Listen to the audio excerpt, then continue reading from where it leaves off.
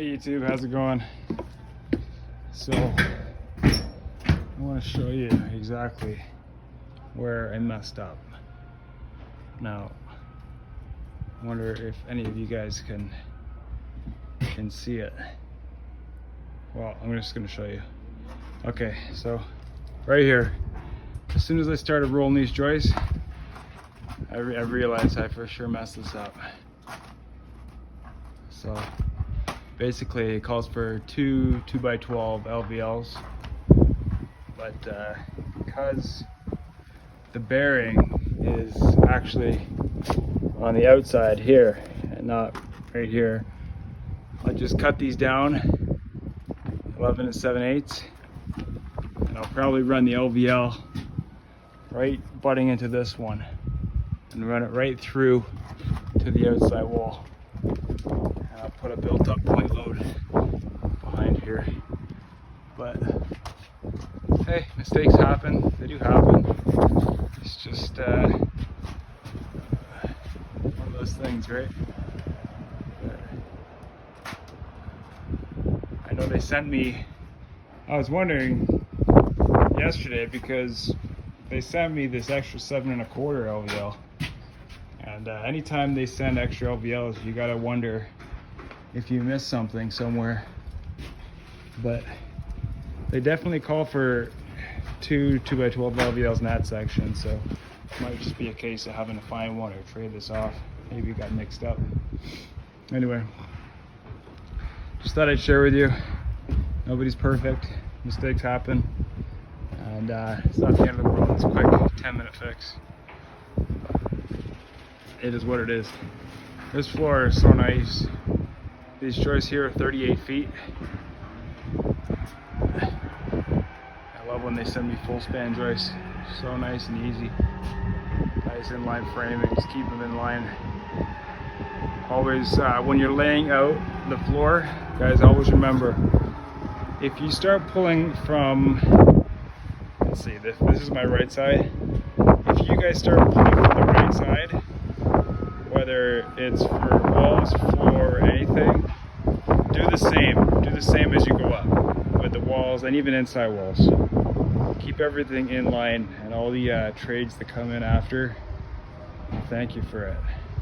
Well, they might not, but it just looks nice, and you couldn't believe how many guys actually don't do it.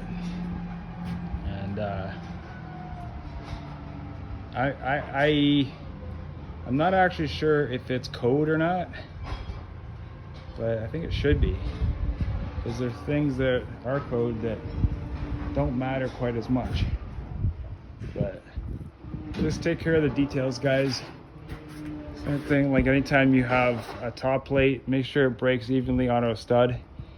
Even though if they don't send 16 footers, you gotta cut it back. It's not the end of the world. But you will find inspectors that look for that. So just get in the habit, because it just looks like garbage if you have to add a stud later. And in this case, it creates work, and now you have to notch that. So guys, just develop good habits and work within your abilities. Don't try to push too fast if you're not comfortable doing that. Or else you're just gonna make mistakes. I'm just saying this because I've been there. I made all the mistakes. And back when YouTube wasn't a thing, and I didn't have YouTube to learn from, all I had was books and videos from the library. But so right here, guys, I didn't forget this wall. It's a high wall. So basically I've decided, instead of building a shorter floor and then the landing and then a raised wall, I just built the tall wall full height.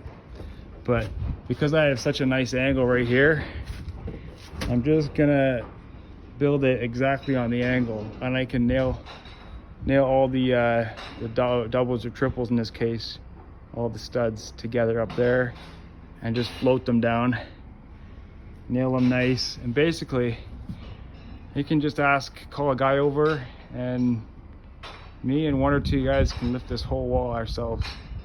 So guys, if you're ever in a bind and there's not a whole lot of guys around, it's a really easy, and I would argue safe way to do a high wall. It's just build it on the angle. And yeah, so steel beams in, just got to do the floor, all the joists go front to back. Still gotta do these hangers, but I'm not too worried about it. It's a 2-minute job. Another tip here, guys. So you see here, I try to always avoid putting braces in the main hallway, just because I don't want to clutter the area so much. So you can always avoid a brace by putting a stiffener. All you gotta do is measure. I'm hoping that you have the same measurement for both sides of the hallway, but whatever that measurement is, cut that and then nail it up top, and that'll hold. And if this wall is level by equal measurements, by all rights, this wall has to be level. Double check, but it should be right. I also get in the habit of cutting all my plates before I level, because then I can use the plates as pull braces. Just little things, like you gotta cut